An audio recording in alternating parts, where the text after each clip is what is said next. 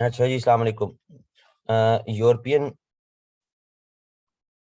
History के part 4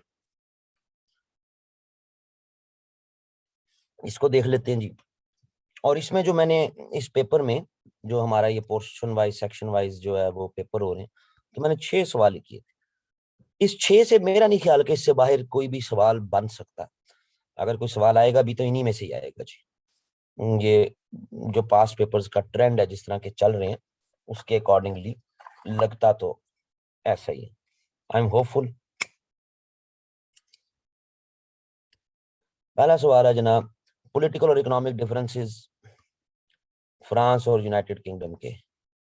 political differences, economic differences cold war में 47 से 73 तक। सही है जी। तो जनाब इनके डिफरेंसेस पे बात कर लेते हैं जी।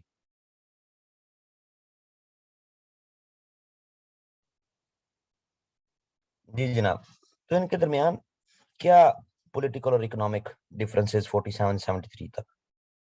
तो बेसिकली तो कोल्ड वॉर में ये कॉमन एनिमी तो है ही है, यूएसएसआर। लेकिन इनके दरमियान डिफरेंसेस भी थे। मसलन पॉलिटिकल में क्या थे जी। फ्रांस चाहता था कि एक उसकी एग्रीमेंट, उसको सिक्योरिटी मिल जाए, कोई गारंटर यूएस और यूके हो जाए। यूएस यूके चाहते थे नहीं, एक ऑर्गेनाइजेशन, एक फोरम बन जाए जो सबके लिए हो। ये स्पेशल से अलहदा से चाहते थे। फिर फ्रांस चाहता था वेस्ट जर्मनी, चलो नेटो बना ही लिया लेकिन वेस्ट जर्मनी नेटो में ना हो, क्योंकि हमें जर्मन पे ट्रस्ट नहीं है। चाहे वेस्ट जर्मनी हमारे जैसा प्रो वेस्ट हो गया लेकिन हमें ट्रस्ट नहीं है। यूके यूएस चाहता था नहीं, वेस्ट जर्मनी को मिलिटराइज्ड करो, उसको हथियार दो। फिर 1960s में नेटो जी वियतनाम लेके जानी है, लेकिन फ्रांस कहता था नहीं, नहीं लेके जानी। फिर इसी तरह इकोनॉमिक में यूके बेस्ड जो ग्रुप था इसने फ्री ट्रेड शुरू की हुई थी आपस में। स्पेन था इसमें, पुर्तगाल था इसमें, स्वीडन था इसमें। फ्रांस का जो ग्रुप था जिसमें बेल्जियम था, इटली था, लग्जमबर्ग था, इन्होंने कस्टम यूनियन का आइडिया शुरू किया हुआ था। और ये कस्टम यूनियन का आइडिया बड़ा हिट हुआ, बड़ा पॉपुलर हुआ। ये आगे चल के इकोनॉमिक कम्युनिटी काउंसिल बन गई, यूरोपियन इकोनॉमिक कम्युनिटी। यूके इसको ज्वाइन करना चाहता था लेकिन फ्रांस रेजिस्ट करता था। और 73 में आके फिर हम देखते हैं कि इनके दरमियान डिफरेंसेस एड्रेस हुए। इसके लिए बेस्ट सोर्स जो है वो इयन केरशा, उसकी किताब में ये डिफरेंसेस शुरू के पोर्शन में ही क्लियर है। ये सोर्स मैं आपके साथ अपलोड कर दूंगा। रोलर कोस्टर, ये जो पेपर 4 है ना जी, ये सारा, ये इसकी एक थॉरो रीड जरूरी है। आप यहां से अलहदा से नोट्स मेकिंग करके सवाल नहीं बना सकते। तो इसमें तो मैक्सिमम जितना सोर्स है वो मैं जरूर आपके ग्रुप में शेयर करूंगा, ताकि इसको एक रीड कर लें आप एक दफा साथ साथ साइमल्टेनियसली। नेटो का रोल जस्टिफाई करें जी पोस्ट कोल्ड वॉर में, ये भी मैं आपके साथ सोर्स सोर्स शेयर करूंगा कि नेटो बेसिकली एक सिलेक्टिव सिक्योरिटी थी जी। पोस्ट कोल्ड वॉर में हो गई ये कोऑपरेटिव सिक्योरिटी, जिससे इसने अपने रोल को जस्टिफाई किया। पहले एनिमी क्लियर था यूएसएसआर, पोस्ट कोल्ड वॉर में कोई एनिमी डिक्लेयर ही नहीं है। पहले ये सिर्फ मिलिट्री अरेंजमेंट्स थी, अब ये मिलिट्री के साथ साथ अदर अरेंजमेंट्स भी नेटो के फोरम में देखी जाती है। अच्छा, शुरू में आप नेटो का स्ट्रक्चर भी अगर बताना चाहें ना, कि नेटो का स्ट्रक्चर, इसकी एक काउंसिल होती है, ठीक है जी। फिर एक सुप्रीम कमांडर होता है, उसके नीचे जनाब दो, एक एटलांट है जी, एटी एटलांट, और दूसरा जो है वो यूरोप मेन लैंड की यूरोपियन फोर्स जो आपकी लैंड की। तो ये फ्रेमवर्क भी आप देना चाहें। फिर इसमें रैपिड रिस्पांस फोर्स है, मेन डिफेंस लाइन है, और ऑगमेंटेशन फोर्स है। ये स्ट्रक्चर अगर आप साथ बता दें तो अच्छी बात। तो इसी तरह सिलेक्टिव सिक्योरिटी के और कोऑपरेटिव सिक्योरिटी के, कि ये सारा रैशनल अपना कोऑपरेटिव सिक्योरिटी से जो है वो निकालते हैं। पहले ये कलेक्टिव सिक्योरिटी है जी, मिलके दिफा करेंगे। अब ये एक कलेक्टिव कोऑपरेटिव सिक्योरिटी है। इस तरह 4-5 पॉइंट्स जो है, जो सोर्स मैं आपको दूंगा उसमें मेंशन है कि आपने उसके रोल को जस्टिफाई करना है कि हाँ कोऑपरेटिव है। क्रिटिक करना चाहते हैं, क्रिटिक भी कर दें कि जरूरत नहीं थी जी पोस्ट कोल्ड वॉर में इसको खत्म कर देते, जरूरत ही नहीं थी। यूरोपियन यूनियन थी, काफी था फोरम। नेटो की एग्जिस्टेंस ने ही रशिया को स्लोली एंड ग्रेजुअली इसमें मिसट्रस्ट पैदा किया। तो ये नेचर पे सवाल चलेगा जी। एवोल्यूशनरी प्रोसेस जी, यूरोपियन इंटीग्रेशन का एवोल्यूशनरी प्रोसेस बता दें, मतलब यूरोपियन यूनियन कैसे बनी है भाई, आपने कहानी सुनानी। यूरोप की इंटीग्रेशन में पहली डेवलपमेंट जो है वो कोल एंड स्टील कम्युनिटी 1951। फिर उसके बाद दूसरी बड़ी डेवलपमेंट यूरोपियन इकोनॉमिक कम्युनिटी। फिर उसके बाद तीसरी बड़ी डेवलपमेंट व्हेन यूके ज्वाइंड, क्योंकि यूके सिर्फ ज्वाइन नहीं किया ना, यूके का पूरा ग्रुप स्लोली एंड ग्रेजुअली फिर वो ज्वाइन करता गया फ्री ट्रेड वाला। फिर जनाब सिंगल मार्केट एग्रीमेंट, फिर शेंजन एग्रीमेंट, और उसके बाद जो है वो फिर रीयूनिफिकेशन ऑफ जर्मनी, क्योंकि फिर जर्मनी भी ने भी ज्वाइन कर लिया। वेस्ट जर्मनी तो था ही था, ईस्ट जर्मनी ने भी फिर ज़ाहिर है यूनिफाई हो गया। और उसके बाद फिर जो आखिरी बड़ी ट्रीटी जो है वो मैस्ट्रिक्ट के जिससे ये पूरा, अच्छा सॉरी, यहाँ पर यूरोपियन पार्लियामेंट की जो 1979 में बन गई थी। सो ये जो 6-7 स्टेजेस हैं, इन पे थोड़ा थोड़ा आपने मेंशन करना है कि यूं ये यूरोपियन इंटीग्रेशन की तरफ जो है वो बढ़े हैं जी। फिर उसके बाद जनाब यूरोजोन डेट क्राइसिस हुआ क्यों जी, eurozone debt crisis. Eurozone debt crisis, euro का बता दें जी, यूरो लॉन्च कब हुआ, शुरू कब हुआ, 1998 में आइडिया आया, 2002 से ये लॉन्च हुआ, ठीक है जी। और फिर 27 में से जो है, नॉट ऑल 27 कंट्रीज जनाब, 19 कंट्रीज इसको यूरो को फॉलो करती हैं जी as a currency.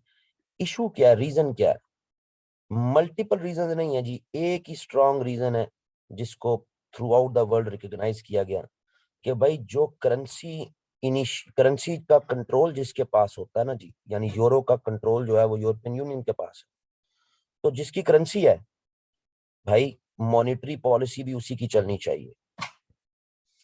European union का सबसे बड़ा मसला ये है कि जनाब मॉनेटरी पॉलिसी स्टेट्स की है, मॉनेटरी पॉलिसीज वो स्टेट्स की हैं, करेंसी वो यूरो इस्तेमाल कर रही है।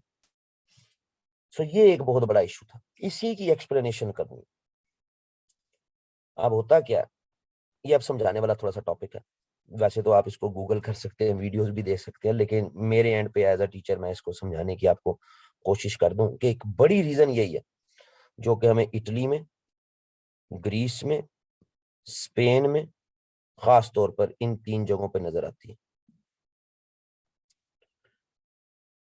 इशू ये है कि यूरोपियन यूनियन का जब मॉडल आपका चल पड़ा है, तो लोग जो है ना, पीपल, वो उनकी एक्सपेक्टेशंस हाई हो गई अपनी गवर्नमेंट से, मुकाबले की फलानी गवर्नमेंट तो अपने लोगों को बड़े स्टाइपेंड दे रही है, बड़े फायदे दे रही है, हमारी गवर्नमेंट क्या कर रही है। तो गवर्नमेंट्स पे बहुत ज्यादा प्रेशर आना शुरू हो गया। प्रेशर आना शुरू हो गया तो आपको पैसा चाहिए, पैसा आप लोगों पे इन्वेस्ट कर सकें, बिजनेस शुरू करवा सकें, स्टाइपेंड्स दे सकें। तो आप सपोज कर लें कि आपके पास 1 बिलियन यूरो है, 1 बिलियन डॉलर है, आप अपना पैसा यूरोपियन यूनियन के किसी भी स्टेट में इन्वेस्ट करना चाहते हैं। अब जो स्टेबल कंट्रीज हैं, जर्मनी जहां यूरो चल रहा है, आप जब यहां जाएंगे तो ये आपको कहेंगे सॉरी यार, हम तो 4-5% से ज्यादा आपको मुनाफा नहीं दे सकते आपके 1 बिलियन डॉलर पे, हमें जरूरत नहीं है। अब जिन कंट्रीज को जरूरत है पैसे की, चाहे वो इटली हो, ग्रीस हो, स्पेन हो या कोई और हो, वो आपको कहेंगे आज हमारी तरफ आए, हम 10% देंगे, ग्रीस वाले कहेंगे हम 12% देंगे, स्पेन वाले कहेंगे आज हमारी तरफ हम 15% देंगे, अप टू 18% तक मुनाफे जो है ये गवर्नमेंट ऑफर करना शुरू हो गई, क्योंकि खर्चे पूरे नहीं हो रहे थे, लोगों की एक्सपेक्टेशन बहुत बढ़ गई थी। तो अब आप इन्वेस्टर हैं, आप अगर तो शॉर्ट टर्म बेनिफिट देखेंगे तो आप 18% वाले मुल्क में जाके अपना पैसा इन्वेस्ट करेंगे, लेकिन अगर आप ठंडे इन्वेस्टर हैं तो आप कहेंगे नहीं जर्मनी में तो कर दो, थोड़े पैसे आ जाएं लेकिन आते जाएंगे। सो जहां जहां ये हाई रेट्स पर लोन लेते रहे, क्योंकि यूरोपियन यूनियन की तरफ से कोई रिस्ट्रिक्शन नहीं है किसी भी तरह की एट दैट गिवन टाइम, तो आप लोन लेते रहे, अब आपने पे बैक करना है, तो इशू बन गया बेसिकली। यानी लोन हमारा इशू नहीं है, ठीक है, ये इनका भी इशू रहा है। सो ये असल वो बुनियादी वजह कि स्टेट्स का 150% तक डेफिसिट्स का शिकार स्टेट्स, ग्रीस की स्टेट होना शुरू हो गई थी। तो दे वर नॉट जो है इन अ पोजीशन टू पे बैक द इंटरेस्ट, क्योंकि इतने हाई रेट्स पर इंटरेस्ट ये पैसे लेते रहे, क्रेडिट्स लेते रहे, ये बहुत इशू। फिर यूरोप के अंदर की स्टेट्स जैसे जर्मनी वगैरह से भी बाकी स्टेट्स लोन लेती रही कि पैसे दो पैसे दो। तो असल सारी कहानी जो है वो यहाँ पर जो है वो पड़ी हुई है इसकी, आपस का कंपटीशन आप कह सकते हैं, पीपल की एक्सपेक्टेशन, लेकिन दोनों जुड़ी हुई हैं विद आपके इसी एब्सेंस ऑफ मॉनेटरी पॉलिसी। आप तीन अलग अलग हेडर भी बना सकते हैं, लेकिन बड़ा हेडर मॉनेटरी पॉलिसी की एब्सेंस। ये फ्रेमवर्क है जी यूरोजोन डेट क्राइसिस का। फिर उसके बाद जनाब ब्रेग्जिट क्यों हुई जी, रीजन बता दें। एक तो गवर्नमेंट लेवल पर गवर्नमेंट की जनाब जो डिसीजन मेकिंग है इन यूरोपियन यूनियन यूके की, उसमें इशू आ रहे थे। पीपल के लेवल पर कि जनाब हमें इश्यूज हैं, लेबर सारी जो है वो बाकी यूरोपियन यूनियन के कंट्री से आ रही है, हमें अनएम्प्लॉयमेंट का हम शिकार हैं, ये लोग यहाँ आ जाते हैं, ये हमारी लैंग्वेज से अलग हैं, ये हमारे कल्चर से अलग हैं, हमारी प्योर इंग्लिश कल्चर डिस्टर्ब हो रहा है। तो ये फ्रेमवर्क है जी, गवर्नमेंट के लेवल पर भी इश्यूज थे और पीपल के लेवल पर भी।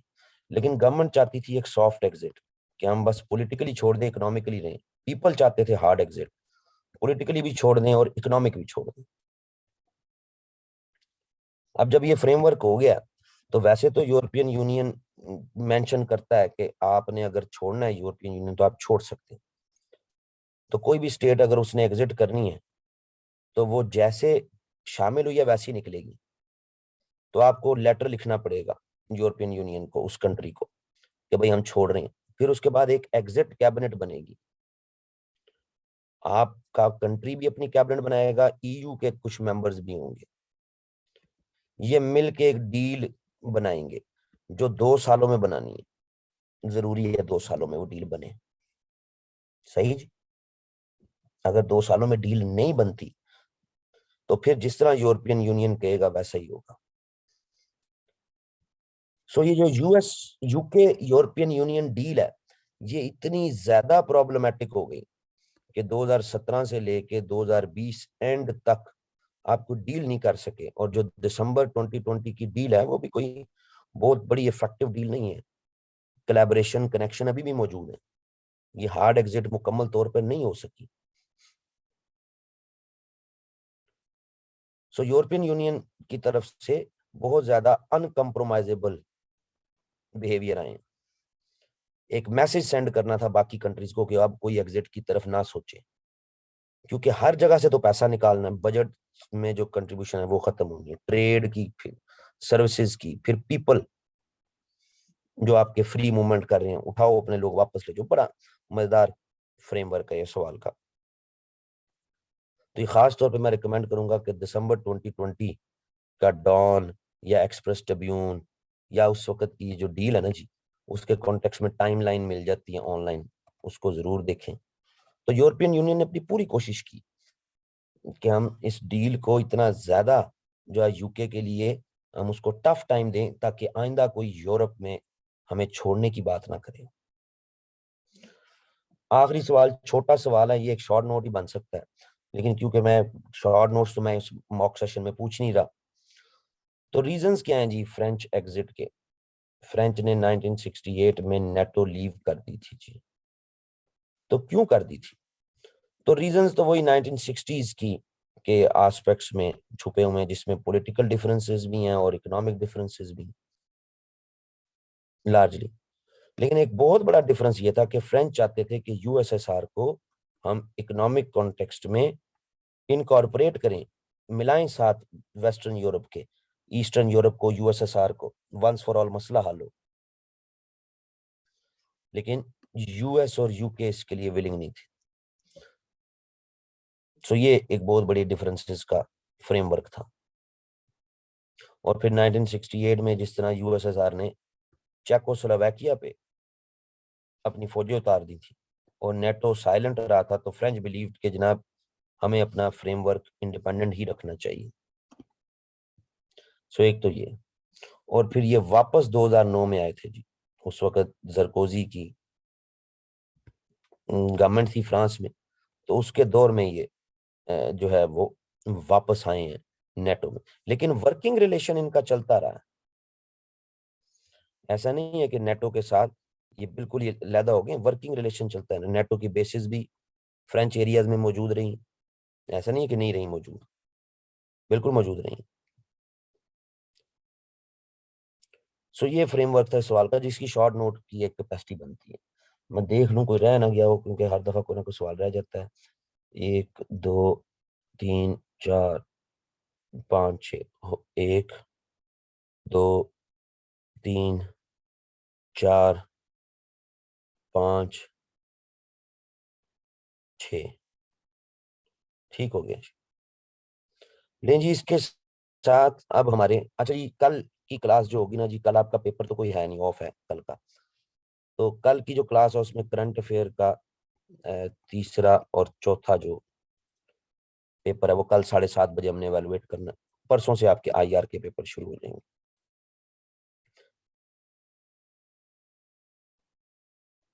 Thank you ji.